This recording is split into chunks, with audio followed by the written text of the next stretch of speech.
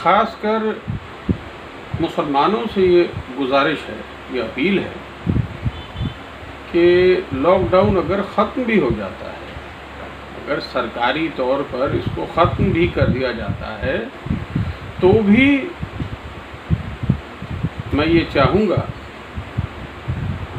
दरअसल बाकी बहुत सारे लोग ऐसा सोच रहे हैं, ऐसा चाह रहे हैं कि हम कम से कम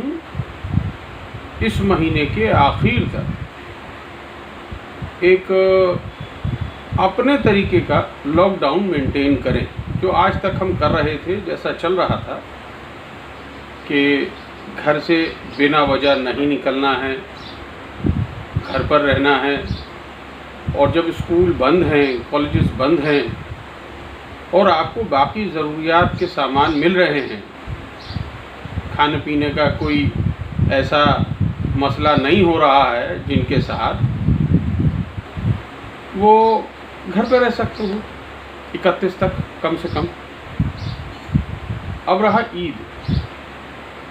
तो ऐसे बहुत सारे मौके आएंगे जब आप बहुत सारी ईदों को मना सकेंगे। इस बार मुल्क के ऐसे हालात नहीं हैं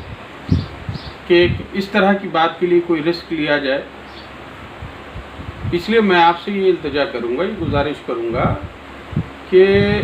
जो ईद में आपको ख़र्च करना था कि नए कपड़े होने चाहिए, बाकी दीगर सामान होना चाहिए, या जो ज़कात और फ़ितरे की रकम होती है जो आप निकालते हैं, तो मुझे लगता है कि जो रकम आप बांटना चाहते हैं वो तो बांटिए ही, वो तो हर साल आप कर रहे हैं, इसमें कोई बताने की ज़रूरत नहीं है। हर मुसलमान जानता है कि उसको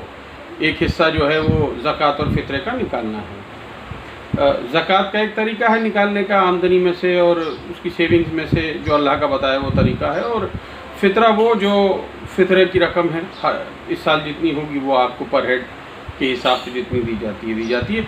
मेरा ये कहने का मकसद था कि जो नए कपड़ों के पैसे हैं आपके पास, या और दीगर किसी चीज़ के आपने पैसे थे कि ईद में मुझे ये ख़रीदना था,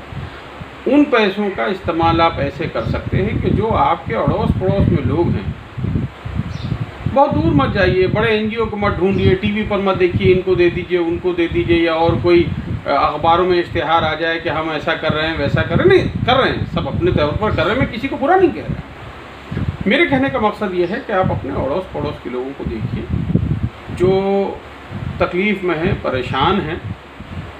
तो मुझे लगता है आपके ईद में नए कपड़े नहीं पहनने से अगर उनके घर में 4 दिन चूल्हा जल सकता है, तो मुझे लगता है ये एक अच्छी शुरुआत होगी,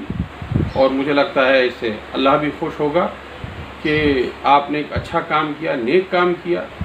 ये वक्त ऐसा है, ये हालात ऐसे हैं कि किसी के हाथ संभाले नहीं संभल रहा, तो हम सबको मिलकर के करना है। अब ये नहीं देखना है कि मेरा पड़ोसी किस जात का है, किस धर्म से ताल्लुक़ रखता है, ये छोटी बातें इस वक्त मत देखिएगा। ये तो कभी भी हमने नहीं किया और हमको आगे भी नहीं करना है। आपसे हाथ जोड़ करके मेरी विनती है कि इन छोटी बातों से उभरिए, बाहर आइए, बाहर निकलिए, और जो भी आपके पड़ोस में लोग हैं जो ज़रूरतमंद हैं, जिनको आपके उन पैसों से फ़ायदा पहुंच सकता है, फैज़ पहुंच सकता है, किसी की फ़ीस जा सकती है, किसी को रोटी मिल सकती है, किसी के दवा का खर्च पूरा हो सकता है, किसी को डॉक्टर दिखाया जा सकता है, तो मेरी आपसे गुजारिश है कि आप उस तरफ ध्यान दें।